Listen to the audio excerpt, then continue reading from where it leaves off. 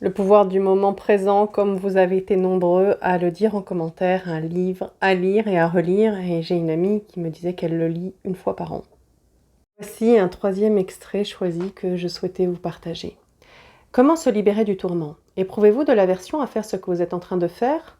Votre travail peut-être, ou bien une activité à laquelle vous avez accepté de vous livrer mais qu'une part de vous n'aime pas et que vous repoussez. Entretenez-vous en silence du ressentiment envers un proche? Réalisez-vous que l'énergie que vous dégagez ainsi est si nuisible dans ses effets que vous êtes en réalité en train de vous polluer vous-même ainsi que ceux qui vous entourent. Regardez bien en vous. Y a-t-il la moindre trace de ressentiment, de réticence? Le cas échéant, examinez tout cela aussi bien sur le plan mental qu'émotionnel. Quelle pensée votre esprit est-il en train de créer au sujet de cette situation? Puis, remarquez l'émotion qui est la réaction du corps à ces pensées. Sentez-la bien. Est-elle agréable ou désagréable? Est-ce une énergie que vous choisiriez vraiment d'abriter en vous?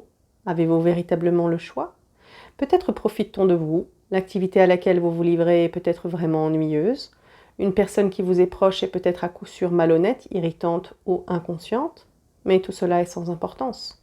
Que vos pensées et vos émotions concernant cette situation soient justifiées ou non, cela ne fait aucune différence. Une chose est certaine, vous êtes en train de résister à ce qui est et de faire du moment présent un ennemi. Vous êtes en voie de créer votre tourment, un conflit entre l'intérieur et l'extérieur. Vous souillez non seulement votre propre être intérieur et celui de vos proches, mais aussi la psyché humaine collective dont vous êtes indissociable. La pollution de la planète n'est qu'un reflet extérieur d'une pollution psychique intérieure, celle de millions d'individus inconscients qui ne prennent pas la responsabilité de leur vie intérieure.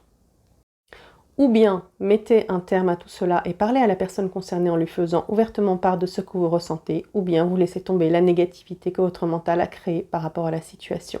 Cette dernière ne sert à rien d'autre qu'à renforcer un faux sentiment de moi. Il est important d'en connaître la futilité. La négativité n'est jamais la meilleure façon de composer avec une situation.